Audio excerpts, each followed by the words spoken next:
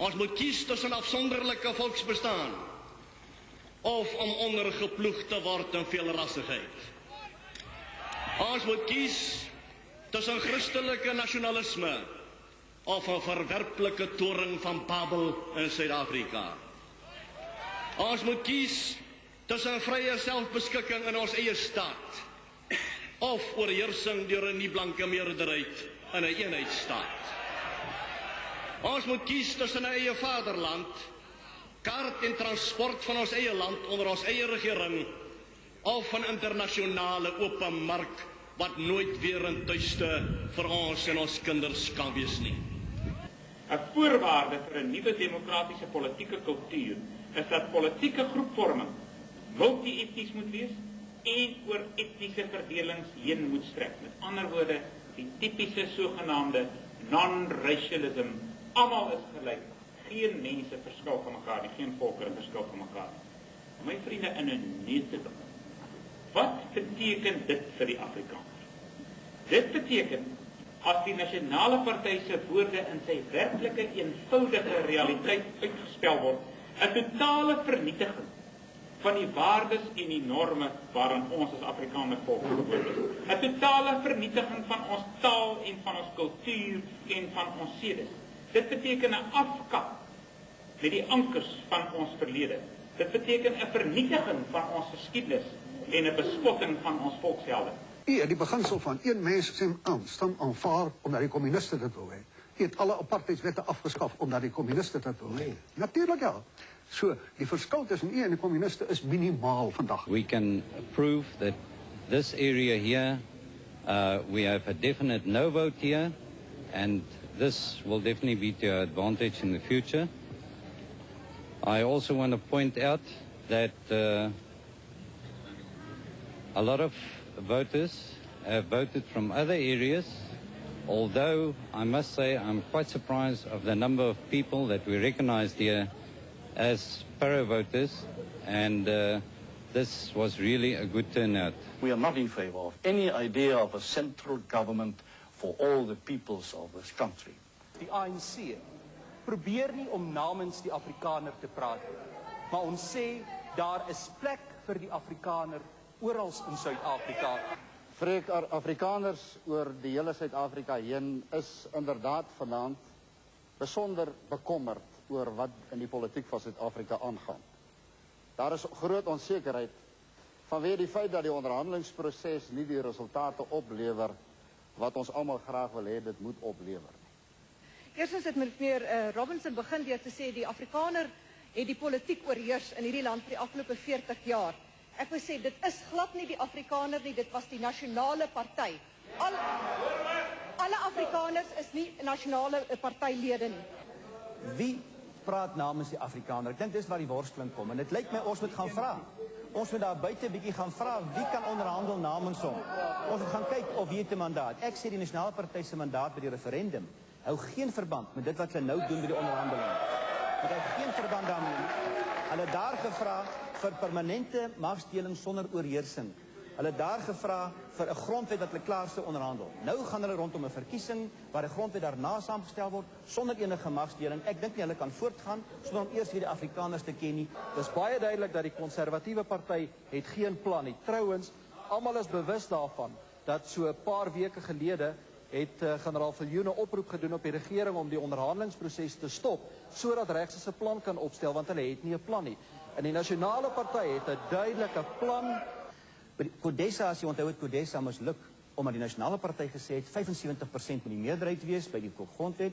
ANC het gesê 66.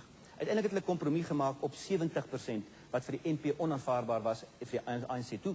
Die hele ding daarmee heen.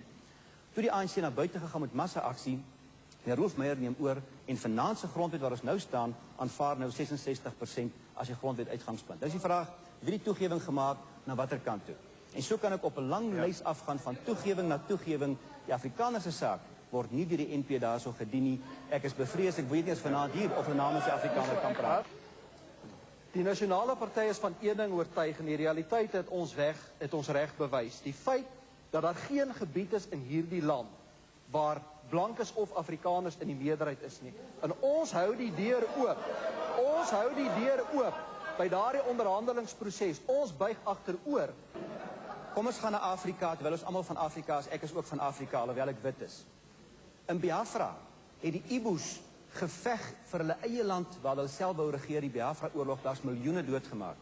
So pas in Ethiopië het Eritrea afgestig, omdat hy nie die koloniale grense wou aanvaar nie, omdat die mense van Eritrea, swart mense, hulle self wou regeer uiteindelik.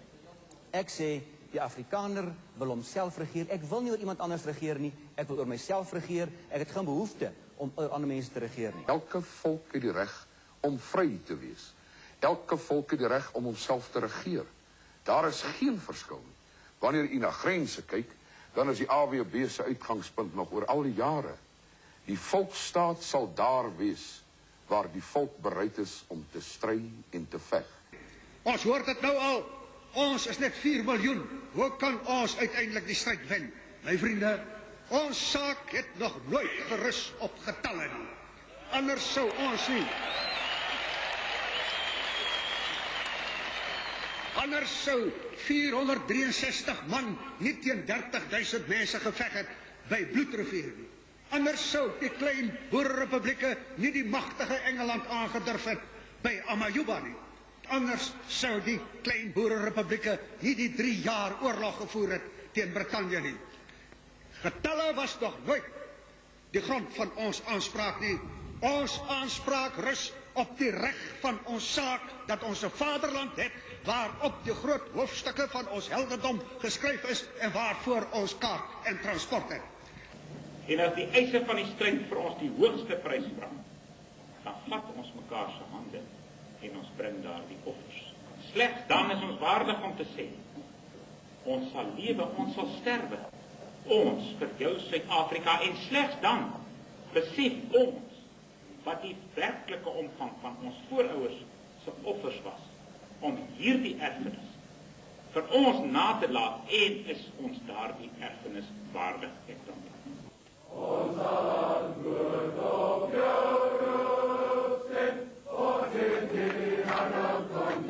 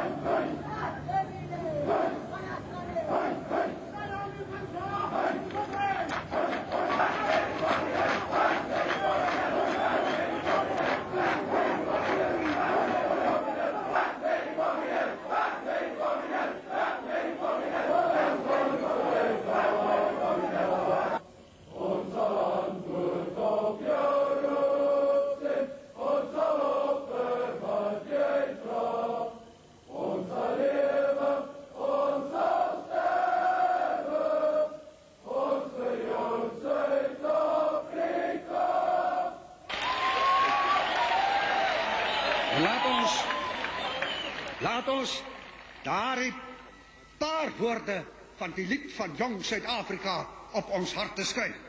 Die stryd wat ons vaders begin het, sal voed tot ons sterf of oorwin het. Dit is die eed van jong Suid-Afrika.